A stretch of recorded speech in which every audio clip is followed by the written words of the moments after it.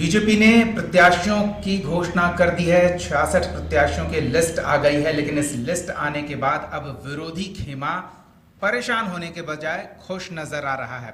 यहां तक कहा जा रहा है कि बीजेपी ने जो लिस्ट जारी की है उसमें 4-5 सीट तो विरोधियों को यूं ही तोहफे में दिया जा रहा है, और वजह है पुराने नेताओं के परिवार के सदस्यों को चुनाव में मौका देना। हमारे साथ बीजेपी के मीडिया प्रभारी शिवपूजन जी हैं और इनसे हम जान लेते हैं कि इन आरोपों पर क्या कहेंगे। परिवारवाद का आरोप बीजेपी पर लग रहा है, जो बीजेपी परिवारवाद की खिलाफत करती रही है, क्या कहेंगे? देखिए, बीजेपी आज भी परिवारवाद के खिलाफ में है। अब परिवारवाद की व्याख्या क्या हो सकती है? यह दुर्भाग्यजनक है कि वे लोग आज परिवारवाद पर प्रश्न उठा रहे हैं जिन्होंने एक अच्छा काम करते हुए मुख्यमंत्री को इसलिए हटा दिया कि अब मैं बैठूंगा यहां कुर्सी पर, ये मेरे परिवार की कुर्सी है, अब दूसरा नहीं आ सकता है यहां। एक अच्छा काम करते हुए व्यक्ति को ऐसे कान पकड़ करके हटा दिया गया, अपमानित करके हटा दिया गया, बेइज्जती करके हटा दिया गया। तो परिवारवाद असली ये है। राष्ट्रीय अध्यक्ष कौन होगा? एक परिवार का। मुख्यमंत्री कौन होगा? उसी परिवार का होगा। प्रदेश का अध्यक्ष कौन होगा? उसी परिवार का होगा। उस पार्टी का उपाध्यक्ष कौन होगा? उसी परिवार का होगा। उस परिवार पार्टी में महामंत्री कौन होगा? उसी परिवार का होगा। ये जो श्रृंखला चलती है, ये परिवारवाद है।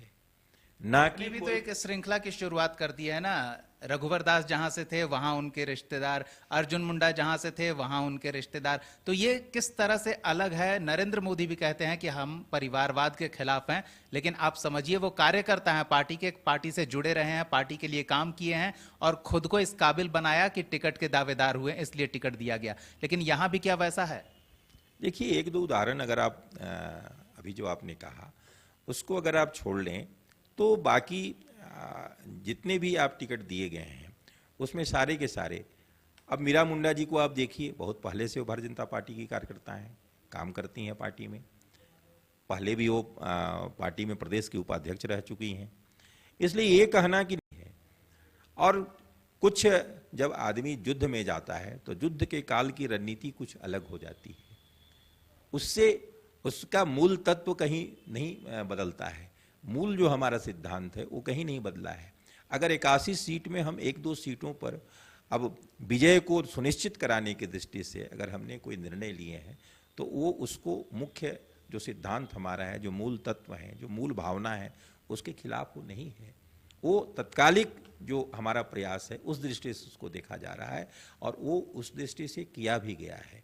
इसलिए आज जो लोग खुश हो रहे हैं, जिन्होंने चुटकी बजाते किसी मुख्यमंत्री को हटा दिया, दूसरा कोई को बर्दाश्त नहीं किया, जो आदिवासी की बात करते हैं लेकिन आदिवासी को भी वो एक परिवार तक ही सीमित रखना चाहते हैं, वैसे लोग अगर मेरे ऊपर आरोप लगाते हैं तो मैं समझता हूं कि यह बहुत ही हास्यास्पद है। चलिए, आप जनता को बोल रहे हैं कि जनता समझ लेगी, लेकिन क्या आपके पार्टी के कार्यकर्ता समझ पाएंगे? आप कह रहे हैं संग्राम का समय है, युद्ध है और युद्ध में जीत सुनिश्चित हो, इसके लिए हम हर उपाय कर रहे हैं, लेकिन इससे आप ही के कार्यकर्ता नाराज हैं। जब अपने सेना नाराज होंगे, विद्रोह करेंगे, तो फिर जीत की गारंटी तो कम हो जाएगी। देखिए, जो कार्यकर्ता है, जिसको कार्यकर्ता आप कह रहे हैं, वो कार्यकर्ता कभी विचलित नहीं होते हैं। कार्यकर्ता के मन में वो भाव रहता है कि हमारी पार्टी का जो निर्णय है, जो हमारा केंद्रीय नेतृत्व और प्रदेश का नेतृत्व जो निर्णय लेता है, बहुत सोच विचार के लिया है। वो कार्यकर्ता तभी कहलाता है जब वो पार्टी के निर्णयों के साथ रहता है, पार्टी के निर्णयों के साथ चलता है। लेकिन कुछ लोग जो पार्टी छोड़कर जा रहे हैं और जाने की तैयारी कर चुके हैं, अलग अलग जगहों पर अपने लिए संभावना तलाश रहे हैं, वो तो यही कह रहे हैं। मनुष्य के स्वाभाविक गुण हैं।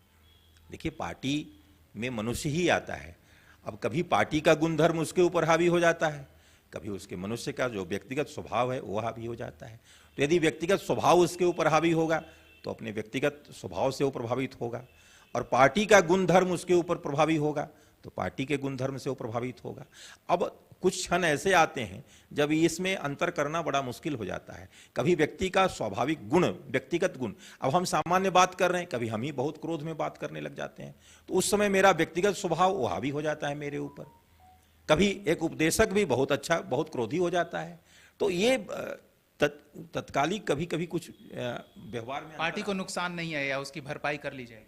नहीं, पार्टी को कभी कोई नुकसान नहीं है। पार्टी को नुकसान के लिए थोड़े कार्यकर्ता है। कार्यकर्ता खून पसीना एक करता है, इसीलिए ना।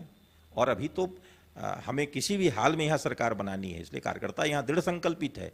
कार्यकर्ता एक लक्ष्य देख रहा है, इस सरकार को हटाना और भारतीय जनता पार्टी की सरकार यहाँ लाना।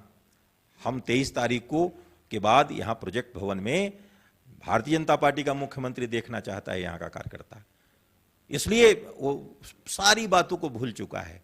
प्रोजेक्ट भवन में भारतीय जनता पार्टी का मुख्यमंत्री बैठेगा, एनडीए का शासन होगा। ये दृश्य भारतीय जनता पार्टी अपने नजरों में कार्यकर्ता ने बैठा लिया है। बहुत बहुत धन्यवाद। अब ये दृश्य कितना सही साबित होता है ये तो 23 तारीख को पता चलेगा। कार्यकर्ताओं की जो नाराजगी है उसे किस हद तक दूर की जा सकती है, या फिर जैसा दावा कर रहे हैं शिवपूजन जी की नुकसान नहीं होगा। कार्यकर्ताओं का एक बड़ा समूह है बीजेपी के साथ जो भरपाई करने के लिए पर्याप्त है। चलिए हम इससे जुड़ी और जानकारी आप तक पहुंचाते रहेंगे। सहयोगी दीपक के साथ दीपक शर्मा, कशिश न्यूज, रांची।